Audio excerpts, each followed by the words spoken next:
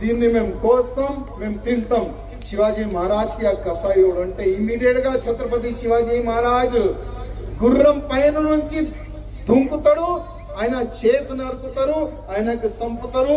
12 సంవత్సరాలు ఆ ఏజ్ లోనే ఛత్రపతి శివాజీ మహారాజ్ గౌరవం. ఇవాళ మనం చూస్తున్నాం, ఎక్కడ చూస్తే ఎక్కడ మన గౌమాతాని తల్లిని సంపేస్తున్నాం. ఎక్కడ చూస్తే ఇప్పుడు మీ హైవే వస్తుంది కదా, ఆ హైవే నుంచి కూడా పెద్ద పెద్ద కంటైనర్లో ఆవు గాని దొడలు గాని గోమాత బిడ్డల్ని నింపుకొని తీసుకొని పోతున్నారు, సిటీకి తీసుకొని వస్తున్నారు. అక్కడ స్లైడర్ లో సంపి ఆ మాంసాన్ని ఎక్స్పోర్ట్ చేస్తున్నారు. ఒక 2 days ముందు శంషాబాద్ ఒక పోలీస్ స్టేషన్ లిమిట్ లో గౌరక్షకులు ఒక బండిని పడుకొని పోలీస్ స్టేషన్ కి తీసుకొని వెళ్తే ఎవరిపైన కేసు పెట్టాలి పోలీసు వాళ్ళు? ఎవరైనా ఇల్లీగల్ దొడలిని తీసుకొని వస్తే వాళ్ళపైన పెట్టాలి కదా కేసు. కానీ ఆ కార్యకర్తల పైన కేసు పెట్టేసి మళ్ళా ఆ ఎంఐఎం వాళ్ళు వస్తున్నారు, వాళ్ళు కార్యకర్తల పైన కేసు బుక్ చేసి పోయినారు. మళ్ళా మా రేవంత్ రెడ్డి గారు ఆయన ఫస్ట్ ఏబీవీపీ ఉండే, రేవంత్ రెడ్డి గారు రక్తంలోనే కూడా హిందుత్వం ఉండే, ఇప్పుడు తెలియదు.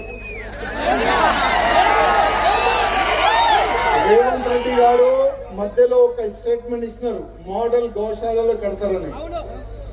రేవంత్ రెడ్డి గారికి నేను అప్పుడే చాలా మంచి ఆలోచన, దానికి హృదయపూర్వక ధన్యవాదం కూడా నేను చెప్పిన.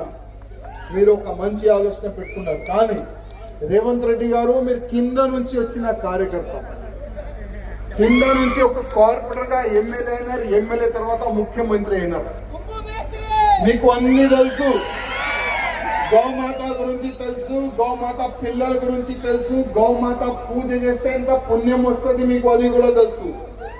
మోడల్ గోశాల కడతారు, ఆ మోడల్ గోశాలలో ఆవులు ఎద్దులు దొడలు ఎక్కడి నుంచి తీసుకొని వస్తారు నేను అడుగుతున్నా.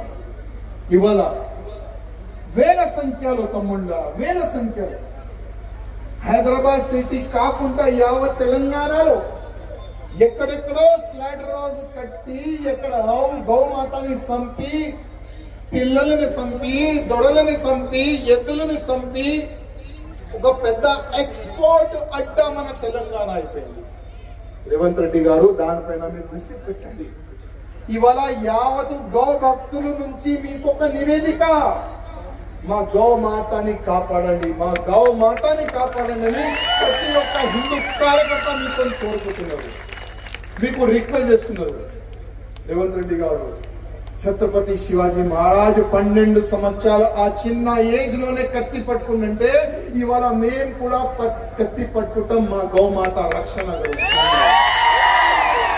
మళ్ళా మేము కత్తి పట్టుకుంటే పరిస్థితి ఏమైతుంది ఒక్కసారి ఆలోచన చేయండి. మీరు గో రక్షణ గురించి సావానికి సిద్ధం, గోమాత రక్షణ గురించి దేనికైనా మేము సిద్ధం. ఆ మాట ఒక్క మీరు యాద పెట్టుకోండి. ఎంఐఎంకి బడే పడకండి. ఆ ఇద్దరు మా చిన్న బామ్మర్ది పెద్ద బాబు వాళ్ళు ఇవాళ మీ గవర్నమెంట్ ఉంది, మీకు కాలు పట్టుకున్నారు. కేసీఆర్ గారు గవర్నమెంట్ ఉంటే వాళ్ళు కాలు పట్టుకున్నారు. ఒకవేళ నెక్స్ట్ బీజేపీ గవర్నమెంట్ వస్తే ఎవరు కాలు పట్టుకుంటారో అర్థం కాదు. ఓకే, రాజకీయం పక్క పెట్టండి. ఇది ఒక ధర్మ వేదిక. ఈ యొక్క ధర్మ వేదిక నుంచి నేను మీకు రిక్వెస్ట్ చేస్తున్నా, ప్రతి ఒక్క హిందువులు ఒక్కటే ఒక్క కోరిక, మా గోమాతని కాపాడండి. ఇదే మా కోరిక, అందరి కోరిక కదా, అదే కోరిక కదా. ఇవాళ ఒకవైపు మన ఆవులను చంపుతున్నారు, ఇంకోవైపు లవ్ జిహాద్ పేరు పైన మన హిందూ అమ్మాయిల్ని టార్గెట్ చేస్తున్నారు. మన హిందూ అమ్మాయిల్ని టార్గెట్ చేసి కన్వర్ట్ చేసి పెళ్లి చేసి పిల్లల్ని కని అట్లాంటి ఒక ఫ్యాక్టరీగా తయారు చేస్తున్నారు మన హిందూ అమ్మాయిలకి. ఇవాళ మనం మాట్లాడుతున్నాం లవ్ జిహాద్ పైన ఒక